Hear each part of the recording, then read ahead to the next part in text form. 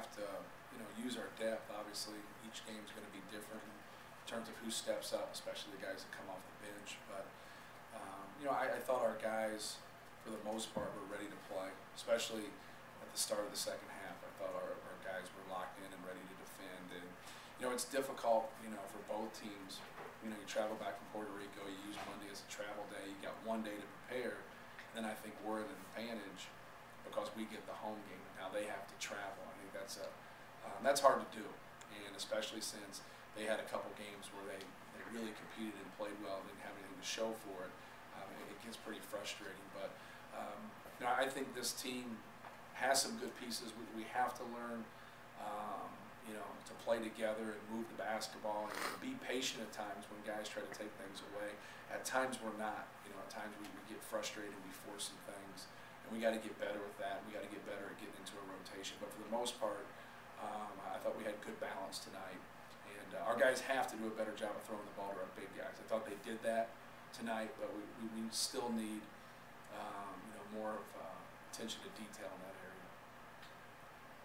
That's actually kind of what I was going to get at. You got, I think, a total of 26 tonight from your three guys who see minutes at the 5. Is it something you want to do to get those guys more involved? And is that going to be kind of a situational deal with those guys?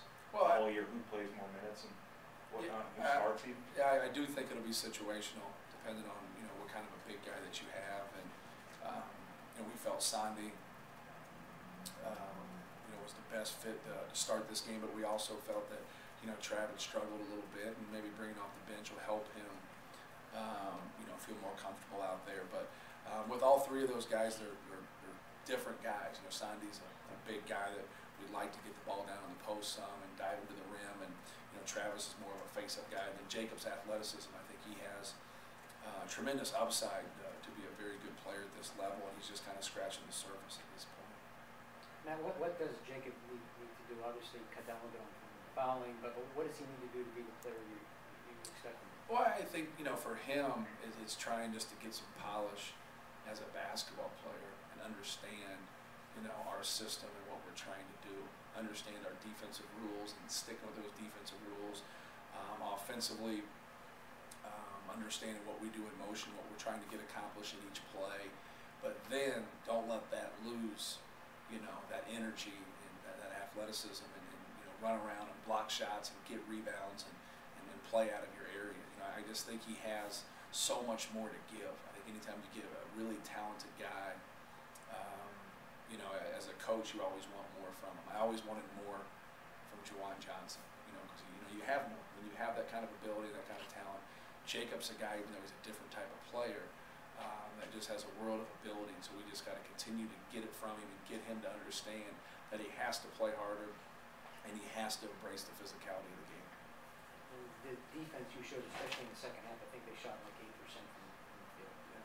Well, I thought we did a good job of putting initial pressure on the basketball and not letting them get comfortable in what they wanted to do. Like I said before, I think it was a difficult game for them with all the travel, but our guys did a good job of keeping our focus and staying into the basketball. Based on Donnie Hill's attire tonight, I assume you made a decision there. You just kind of talk about the decision.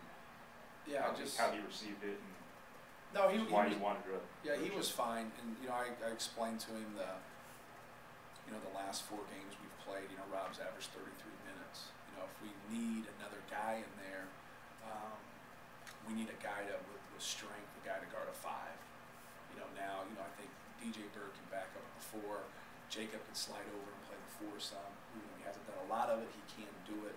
And if he just got the minutes that Rob didn't play, playing 7 minutes isn't worth a year, in my opinion.